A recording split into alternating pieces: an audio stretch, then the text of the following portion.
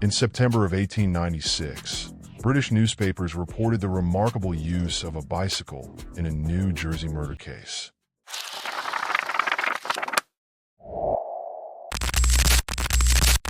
The case involved two men who had both emigrated to America from London in the early 1890s. One of these men was a farmer named Mr. Haggett who settled down with his family on a farm near Somerville. The other man was a fellow named Mr. Clausen who Haggett employed as a farm laborer. Sometime in 1896, Haggett caught Clausen stealing. In consequence, he not only fired him from his job, but also refused to pay him the $30 in wages that Clausen believed he was owed. Angered over the loss of his job and the withholding of his wages, Clausen mounted his bicycle and pedaled out to Haggett's farm. He knocked on the front door and asked to see Haggett.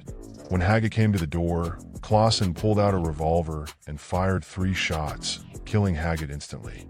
According to the September 5, 1896 edition of the Blackburn Standard, Haggett's wife was at home, and when she saw what Clausen had done to her husband, she screamed out to some carpenters who were building a house nearby. The carpenters had pedaled to work on their bicycles, and, at Mrs. Haggett's urging, they hopped back on their bikes and sped off in pursuit of Clausen. Some men on horseback also joined in the chase, but the bicycles quickly outdistanced them. Once apprised of the crime, the local sheriff made straight for his own bicycle.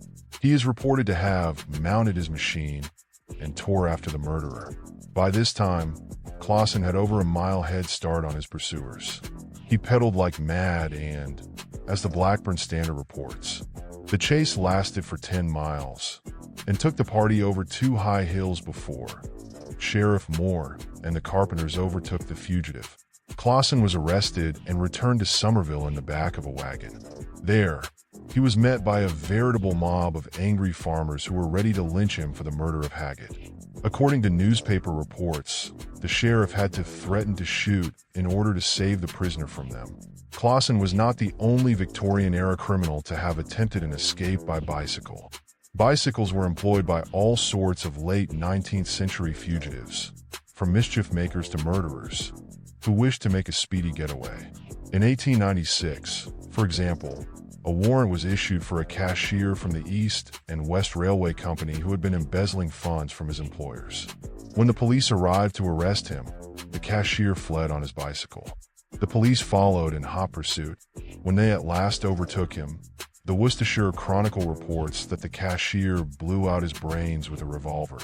A woman who used a bicycle to escape from the Baffle lunatic asylum in 1899 enjoyed greater success than the doomed railway cashier. The Nottinghamshire Guardian reports that the woman, named Mrs. Attry, had been declared insane after attempting to kill her infant child by throwing it out of the window of a railway carriage. Since that time, she had been detained in the asylum. In September of 1899, she somehow escaped from the premises and, after obtaining a bicycle in a nearby village, she pedaled away and was seen no more.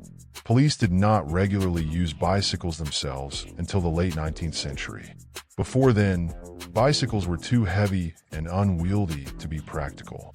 However, by the 1880s, the safety bicycle had been invented.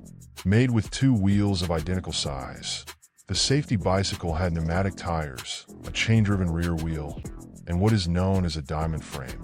Safety bicycles were much easier for policemen to manage, and, as the century came to a close, more and more cities throughout the United States and England were assigning bicycles to their police officers. This did not mean that criminals and policemen were now evenly matched in a high-speed bicycle chase. Some Victorians went extraordinarily fast on their bicycles, often to the point of danger for all those around them. These daring folks were popularly known as scorchers,